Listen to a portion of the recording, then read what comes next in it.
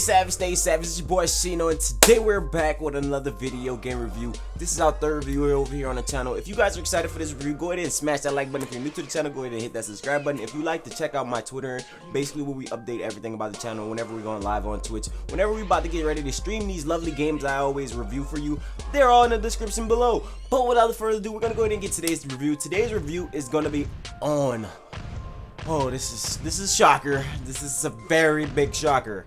But as you guys know, this is going to be my day one review of Need for Speed. Yes, I said Need for Speed, as in the old kind of broken series that really didn't do so well, but you know, it came back and maybe it blew away some minds. Honestly, I can say Need for Speed has been a very good racing game for its time period in the franchise itself. Like, I can say Need for Speed Underground, Need for Speed Underground 2, I say Need for Speed Carbon, Need for Speed Most Wanted, Need for Speed Undercover was okay, but kind of when they got around to Pro Street and they started developing this pro circuit, you know, marketing, it kind of fell off. Now, the main reason I say it kind of fell off because we all know Need for Speed for, you know, it's underground racing. Basically, it's like an underground syndicate where a bunch of racers get together and they link up just to see who's the best racer and who's gonna conquer what trials before who. So it kind of hurted my feelings to see this series kind of transition into like a pro circuit, because I feel as though if you go to putting a person in a helmet to do driving in the racing game that's supposed to be like street legal and shit, it's just not a racing game anymore. Because like once I see that, it's just like so I can honestly say this game took a lot for me to actually pick up and see if it was gonna be good, because Need for Speed have dropped so many games that were complete. But hey, let's point out a few good things about this game. The graphics themselves, they're on fleek. Now, as you guys know, Need for Speed is basically a reboot of the previous Need for Speed series. Like, I think they were trying to reboot it almost if it's going to go back into the stages of Underground 1 and Underground 2. Now, the reason why I say that is because there's a lot of different mechanics that they've added, like similarities from the previous games into this one, and like the return of free world, the return of ultimate customer car customization and shit like that. You can just basically customize your car as fully as optimized as you want that bitch to be. So it's just like, yo, you can go into complete detail on how you want your ride to look.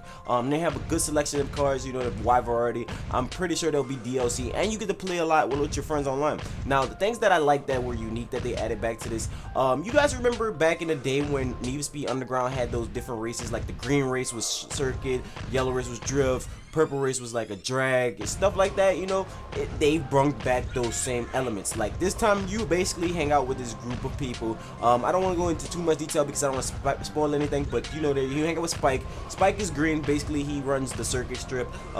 Manny's basically yellow, he runs drifting. There's drifting, there's actually an actual drifting contest coming back. Amy, she has time trials, which is purple, but you know, it's kind of mixed. Like she'll switch up every now and then Robin is blue, she has basically drifting, and then she has like these races as well, almost like sprints. So it's like a mixture of the few racing mechanics that we know from the previous Need for Speeds, all put into one game. Now, I can honestly say, if you guys would like to pick up this game, it is highly recommended for me. Now, the reason why it's highly recommended for me, because the game, it's just the graphics are on fleek. Like, it's for the PS4, it's for the Xbox One. It's not coming to PC until 2016, which is sad to say for a lot of PC users.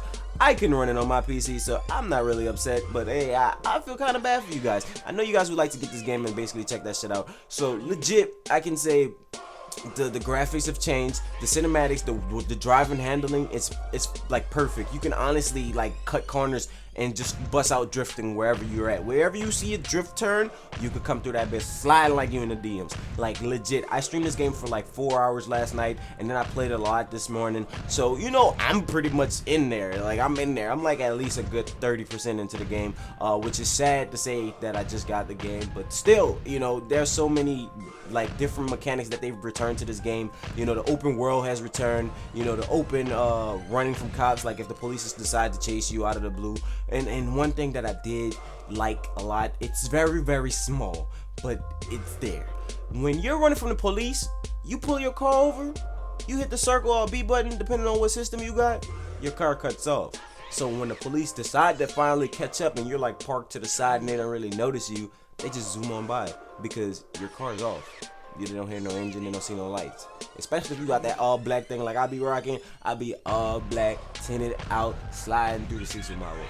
Like real shit. Like this game is really on fleek. I highly recommend it for you guys that are into racing games. If you guys have not gave it a shot, I would highly recommend you guys give it a shot because hey, the graphics on fleek. You know, they got on point cutscenes because all the cutscenes are basically filmed like actual movies. They're pretty much real life footage of actual people hanging out, and then the graphics almost match like the cutscenes of the game because the graphics are so on par and they're so good that you would actually think, you know, you're playing a movie but you're actually playing a video game.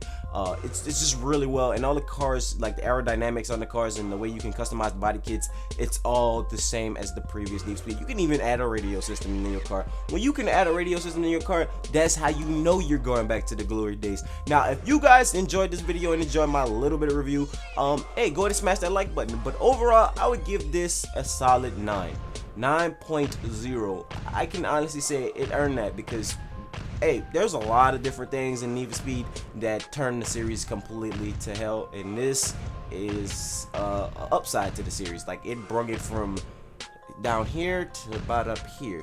And I think at the way they progress, and if they continue along this path, they're gonna get back to where they need to be, and it's gonna be a very great franchise once again.